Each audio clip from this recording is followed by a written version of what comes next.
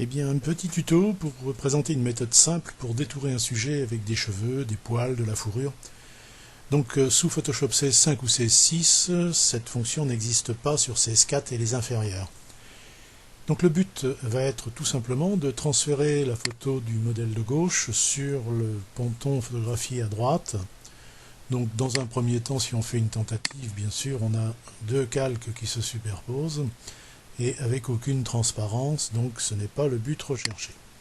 Le but est de faire un découpage tout autour de la jeune fille, et notamment les cheveux. Donc là, comme vous avez pu le constater, j'ai pas pris le plus facile, et ça c'est voulu. Donc le travail va se faire uniquement sur la photo de la jeune fille. Donc nous allons la passer en plein écran.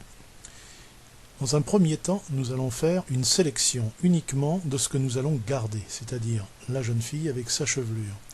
Plusieurs méthodes, soit le lasso polygonal, etc. Moi je vais tout simplement utiliser l'outil de sélection rapide, je trouve qu'il n'est pas trop mal. Et alors surtout, il n'y a pas besoin d'une grande précision dans la sélection.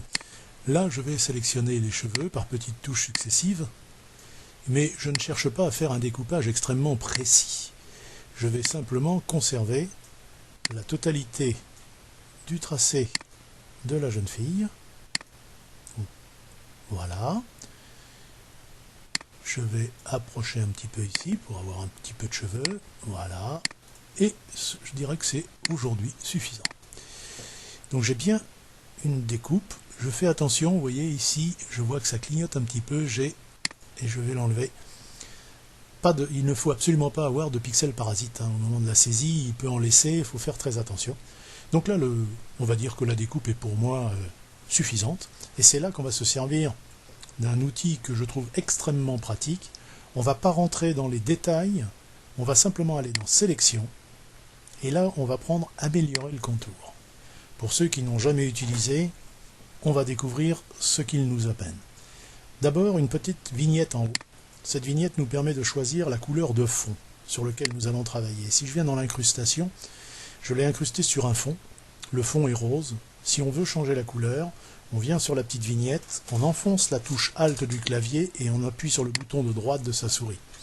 Et là, vous avez la possibilité de choisir dans votre palette de couleurs. Vous pouvez passer à la couleur que vous voulez. C'est surtout la couleur qui va vous permettre de travailler correctement en fonction des couleurs de base. Donc là, on a une photo sur fond rose. On voit très bien le blanc qui est la zone à travailler.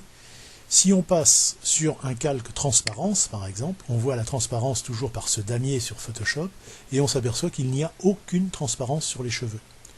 Donc pour travailler, on va se servir de l'incrustation couleur, on pourrait se servir de l'incrustation noire, on pourrait se mettre sur du blanc.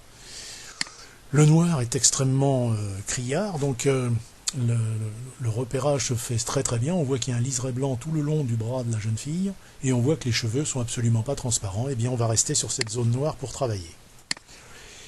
Pour l'instant, on ne va pas parler du rayon dynamique, mais de ce petit outil qui est ici. Donc vous voyez que tout le reste est décoché pour l'instant. Donc on va prendre cet outil qui est l'outil Miracle. Donc c'est l'outil d'amélioration du rayon, du contour. Et son réglage se fait au niveau du diamètre par la petite échelle qui est à gauche comme d'habitude. Donc là, ça ne sert à rien de prendre un énorme pinceau.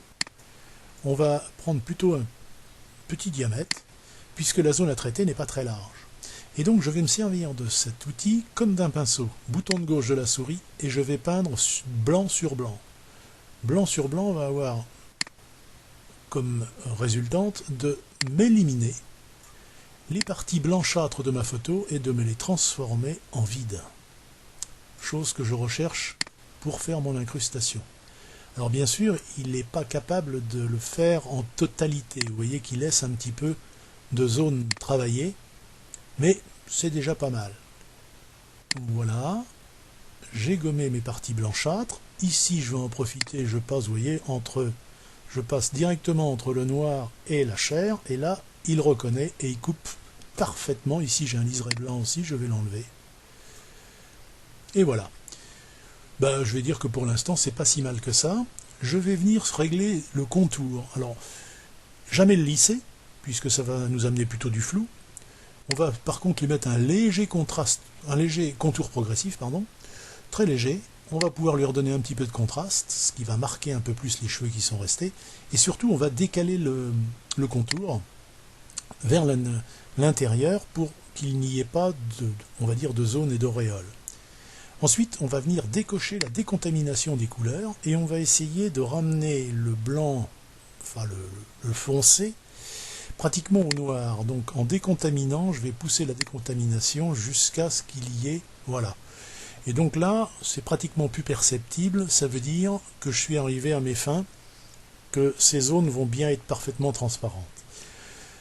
Il vous propose de faire une sortie vers un nouveau calque avec un masque de fusion, c'est très bien, ne changez pas, vous pouvez avoir plusieurs solutions, sortir un masque fusion seul, etc. Vous le laissez avec un nouveau calque et vous faites OK. Et c'est tout simple, il va ici nous créer une vignette supplémentaire, voilà, avec un masque de fusion à côté. Et on s'aperçoit en effet que le fond a disparu. Je vais revenir sur mes deux images, donc mon image travaillée, et mon image de base sur laquelle je voulais intégrer ma fusion, eh bien je vais venir chercher tout simplement cet arrière-plan copie que je vais emmener dessus et que je lâche. Et comme vous pouvez le constater, les cheveux sont restés avec une transparence relativement réussie. Un petit bug quand même, on s'aperçoit que là j'ai un petit trait blanc qui est le bord de mon travail, je ne sais pas pourquoi c'est resté. Dans ces cas-là, on ne s'embête pas, on prend la gomme et on gomme le petit trait blanc ou on le coupe comme on veut. Voilà, donc si je bouge cette image, je m'aperçois que la transparence des cheveux a été relativement bien réussie et vous pouvez zoomer pour voir la précision. Moi je trouve que pour sa simplicité, cet outil est très très pratique. Alors bien sûr, il y a des méthodes beaucoup plus élaborées qui permettent un travail beaucoup plus fin, mais beaucoup plus difficile aussi à réaliser.